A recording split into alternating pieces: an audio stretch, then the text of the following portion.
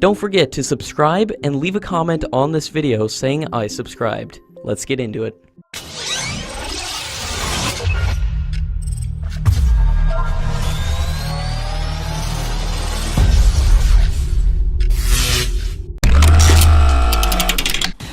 France has decided to gift 32 Jaguar fighter jets to India that will provide key spare parts to the Indian Air Force's Jaguar fighter fleet, and according to latest reports, India is currently in the process of shipping the aircraft.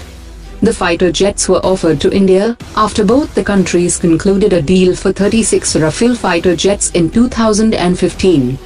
A team from Indian Air Force and Hindustan Aeronautics had already evaluated the French aircraft, and the 32 aircraft were found worthy to be used for spares.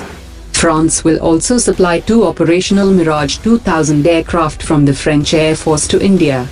Dassault Aviation has already sent its proposal for Indian Air Force's tender for 110 fighter jets, and have also responded to Indian Navy's requirement for 57 carrier-based fighter jet.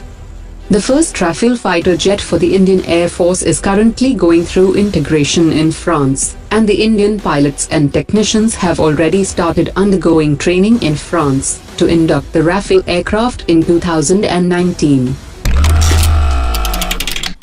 According to latest media reports, the Mountain Strike Corps of the Indian Army is not cancelled, and it can be completed without expanding the size of the army. The completion date had been projected at 2021, and the acquisition has been underway for the last 2 years, including the 145 ultralight howitzers at the cost of $750 million, and the completion of Mountain Strike Corps is only postponed, and not cancelled.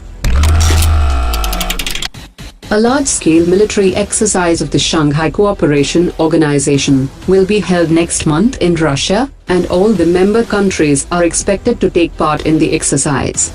India will send about 200 personnel from the Indian Army and Air Force to participate in this exercise. Although this is the first time that India and Pakistan have taken part in a joint military exercise, but the militaries of the two countries have cooperated many times in United Nations peacekeeping missions, and have completed 28 missions together. The government of Sri Lanka has clarified that India will not be allowed to use Mattala International Airport for military purposes, even if the ownership of the airport is transferred to the Airports Authority of India. Sri Lanka's Minister of Civil Aviation has informed that a joint venture would be formed to operate the airport, where 70% of its shares would be bought by India, while the other 30% by the Sri Lankan government. India has decided to assist Afghanistan in building another key project that will provide irrigation and drinking water to Afghanistan. The work on the project could start as early as next month, and officials from India and Afghanistan recently met in New Delhi and discussed the broad contours of the project. U.S. Defense Secretary Jim Mattis has sought waivers from sanctions for the countries who are making a transition from their military dependence on Russia, asserting that it will allow them to build closer security ties with America and strengthen the U.S. allies in key regions. His statement did not mention India, but for all practical purposes, he has been seeking waivers for India. Meanwhile, Senator Mark Warner has said that the US lawmakers were looking into the matter and did not want India to suffer its unintended consequences.